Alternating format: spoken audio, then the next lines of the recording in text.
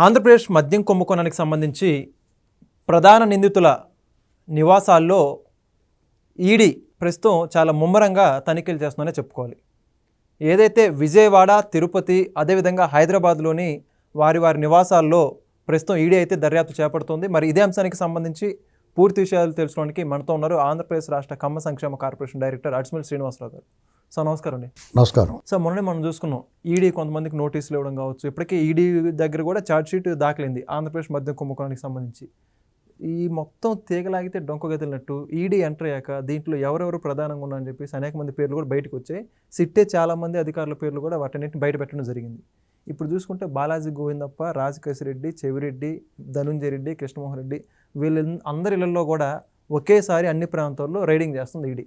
మరి ఎలా ఉండబోతుందంటారు భవిష్యత్తు? ఇప్పుడు వీళ్ళందరూ ఇటువంటి నేరాలు చేయడంలో ఆరితేరిన వాళ్ళు కాబట్టి ఇటువంటి సోదాలు వాటికి భయపడరు. ఇప్పటికి ఎప్పుడో సర్దేసుకుని ఉంటారు అన్నీ. అయినా సరే నేరస్తుడు ఎక్కడో చోట చిన్న తప్పు చేస్తాడు. యాక్చువల్గా నేరం చేసినోడు ఎంత జాగ్రత్తలు తీసుకున్నా ఏదో క్లూ ఇడిచిపెడతాడు వాడు తెలియకుండానే. నేర శాస్త్రంలో ఉన్న ఒక ఆనవాయితీ అది. ఏదో ఒకటి తల వెంట్రుకన్నా దొరుకుద్ది. అలాగే వీళ్ళు ఎంత ఈ స్కామ్ ఎప్పుడైతే స్టార్ట్ అయిందో, దర్యాప్తు స్టార్ట్ అయిందో, జగన్మోహన్ రెడ్డి అధికారుల నుంచి ఎప్పుడైతే దిగిపోయాడు, ఎప్పుడైతే ఈ స్కామ్ గురించి మొదలైందో వీళ్ళు జాగ్రత్తలు తీసుకుంటారు. అయితే ఎంత జాగ్రత్తలు తీసుకున్నా దొరికారు కదా. అతను ఎవరు నోట్ల కట్టల వీడియో దొరికింది కదా. హైదరాబాద్లో డంపింగ్లో 10 కోట్లు దొరికినాయి కదా. ఇలాగనమాట.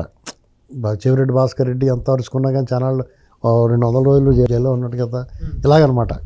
కాబట్టి ఈడీ ఎంటర్ అయిన తర్వాత వీళ్ళు జాగ్రత్తగా గోడకి అంటుకుపోయిందని కూడా గోక్కొచ్చి వీళ్ళు పట్టుకుంటారు. కాబట్టి ఇంకా ప్రమాదకరమైన పరిస్థితులకు వెళ్ళినట్టు. సిట్ దర్యాప్తులో బయటపడిన విషయాలు డెఫినెట్గా వాళ్ళు ఈడీకి ఇన్ఫార్మ్ చేస్తారు. ఎందుకంటే మనీ లాండరింగ్ కూడా ఇందులో ఉంది కాబట్టి. ఈ సొమ్ముని విదేశాలకు తరలించారు కాబట్టి వీళ్ళు.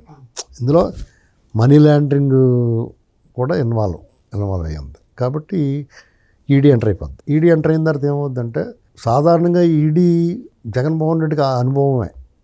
ఈడీ సిబిఐ కేసుల్లో అతనికి వెసులుబాటు లభిస్తుంది కానీ ఈడీలో దొరకట్లా. అందుకని దాన్ని లక్షలాది ఫైల్స్ కింద చేసేసి ఇంకా ఎక్కువ చేసేసి అది చుట్టానికి టైం లేకుండా చేస్తున్నారు. ఎవరు వచ్చినా కొత్త బాబోయ్ అని ఆ ఫైల్ చూసి పారిపోతారన్నమాట. దాన్ని దర్యాప్తు ఉద్యోగాలకు వెళ్ళకుండా. అందుకని ఆ కేసులు అలా పెండింగ్లో ఉన్నాయి.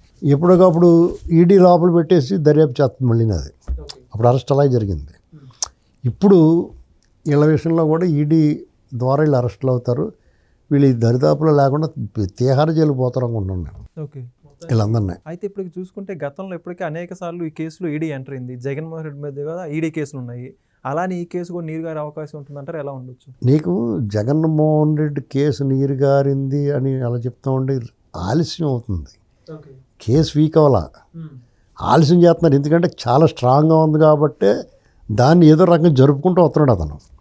ఆ జరుపుకోవడానికి సిబిఐ సహకరించింది, ఇంకా కొంత పెద్ద మనుషులు సహకరించారు. వ్యవస్థలు సహకరిస్తున్నాయి. బాగా పెద్ద లాయర్లు ఏదో రూపం మెలికిపెట్టి వాయిదాల మీద వాయిదాలు, డిశ్చార్జ్ పిటిషన్లు అలాగే దీన్ని పైగా వ్యవస్థ సహకరించడం అంటే సడన్గా జడ్జీలు గట్రా ట్రాన్స్ఫర్ అయిపోతారు. మళ్ళీ కొత్త జడ్జి గారు అతను రెడ్డి వచ్చి మొదలడనట్టు అవుతుంది. ఇలాగనమాట. ఆ రకమైన సహకారం వల్ల అతను డిలే అవుతుంది. కాబట్టి అతను ఇంకో 10 ఏళ్ళు పెట్టినా పట్టొచ్చు. అది ఇవన్నీ ఇలా జరుగుతుంది. కాబట్టి ఇందులో ఏం చేశారంటే ఆ ఛాన్స్ ఇవ్వరు వీళ్ళకి. జగన్మోహన్ రెడ్డి అక్రమాస్తుల కేసులో కన్విక్ట్ అవ్వకపోయినా ఖచ్చితంగా ఈ కేసులో కన్విక్ట్ అవుతాడు. కాబట్టి నువ్వు నేరం చేసావు, ఒక దాంట్లో తప్పించుకున్నా మల్టిపుల్ ఉన్నాయి కాబట్టి నీ కేసులు అయ్యి నేరాల్లో అందులో దోషుకి భాగస్వామి కాబట్టి ఎందులో గదులు దొరికేస్తాం, మిగతా అన్ని మెల్లగా చుట్టుకుంటాయి. కాబట్టి ఈ విషయంలో జగన్మోహన్ రెడ్డి అంతిమలా దోపిడీదాడు అనేటువంటి తేట తెల్లం. అది ఆ దర్యాప్తు బృందానికి తెలుసు, ఈ నేరం ఇప్పుడు విచారణకు గురయ్యే వాళ్ళకి తెలుసు, ఆ సిట్ అధికారులకి ఇప్పుడు ఆల్రెడీ ఉన్న ప్రభుత్వానికి తెలుసు. వాళ్ళకి ఎప్పుడో దొంగలకి ముందే వాళ్ళే కదా చేసింది వాళ్ళకి తెలుసు. ఇప్పుడు ఈడీ కూడా తెలుసు. దాన్ని ప్రూవ్ చేయడానికి సరైన ఆధారాల కోసం వెతుకుతూ ఉంటారు. ఇప్పుడు అదే జరుగుతుంది. అది అక్కడ ఏమాత్రం చిన్నది ఎంట్రుకు వాసన దొరికినా అవుట్. ఇలా ఎవరు తప్పించుకోలేరు. Thank you sir.